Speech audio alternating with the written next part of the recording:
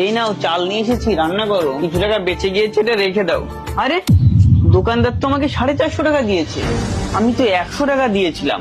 মনে হয় 500 টাকা ভেবেছে। বেশি হয়েছে তো কি হয়েছে, আমাকে দাও। না না, কখনো কারোর হক মারা উচিত নয়। আমি দোকানদারকে গিয়ে এখনই টাকাটা দিয়ে আসছি।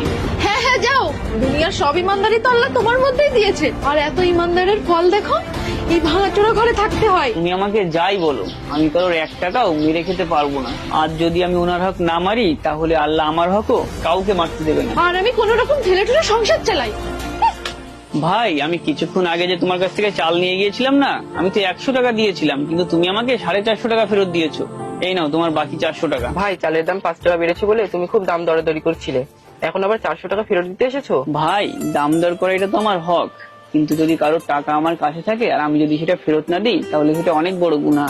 আপনার জায়গায় অন্য কেউ হলে কখনোই টাকাটা ফেরত দিত না। ভাই, যদি আমরা কারোর হক মেরে খাই, তাহলে সেই হক আমাদের নেকি দিয়ে শোধ করতে হয়। বলো, টাকার দাম বেশি না নেকির দাম বেশি? টাকার দাম বেশি না নেকির দাম বেশি? টাকার দাম বেশি না নেকির দাম বেশি? কি হয়েছে ভাই বলো। ভাই, তুমি 1 সপ্তাহ আগে আমার দোকানে এসেছিলে, আমাকে ভুল করে 200 টাকা বেশি দিয়ে চলে গিয়েছিলে। আমি তো ভুলেই গিয়েছি, তুমি ভুলে যেতে পারতে। 200 টাকা রেখে দিলে তোমার লাভ হয়ে যেত। ভাই, আমি যদি কারোর হক মারি তাহলে নেকি দিয়ে শোধ করতে হবে। বলো, টাকার দাম বেশি না নেকির দাম বেশি? টাকার দাম বেশি না নেকির দাম বেশি? টাকার দাম বেশি না নেকির দাম বেশি? টাকার দাম বেশি না নেকির দাম বেশি? আরে ভাই, বাড়িতে আছো? বলো ভাই। 7 বছর আগে তোমার আব্বুর কাছ থেকে 10 লাখ টাকা দিয়ে জমি কিনেছিলাম।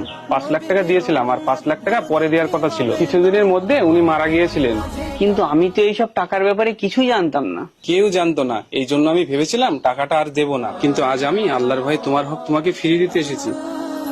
এই নাও ভাই, যদি কারোর হক মেরে খায়, সেটা নেকি দিয়ে শোধ করতে হবে। বলো, টাকার দাম বেশি না নেকির দাম বেশি?